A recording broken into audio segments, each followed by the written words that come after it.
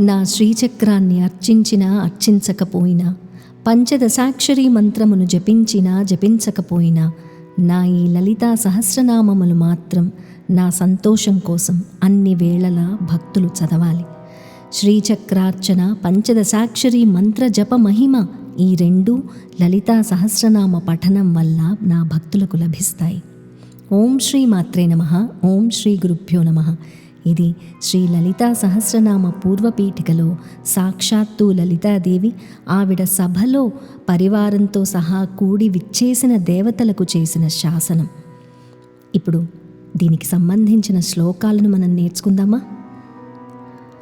పశ్చాన్నామ సహస్రం మే కీర్తయేన్మమ తుష్టయే, మామర్చయతు వా మా వా విద్యాం జపతు వా నవా, కీర్తయేన్నామ సాహస్రం ఇదం మత్ప్రీతయే సదా, మత్ప్రీత్యా సకలాన్ కామాన్ లభతే నాత్ర సంశయః, తస్మాన్నామ సహస్రం మే కీర్తయధ్వం సదాదరాత్.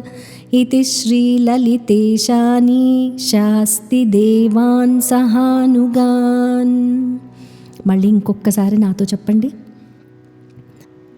పశ్చాన్నామ సహస్రం మే కీర్తయేన్మమ తుష్టయే, మామర్చయతు వా మా వా విద్యాం జపతు వా నవా, కీర్తయేన్నామ సాహస్రం ఇదం మత్ప్రీతయే సదా, మత్ప్రీత్యా సకలాన్ కామాన్ లభతే నాత్ర సంశయః, తస్మాన్నామ సహస్రం మే కీర్తయధ్వం సదాదరాత్.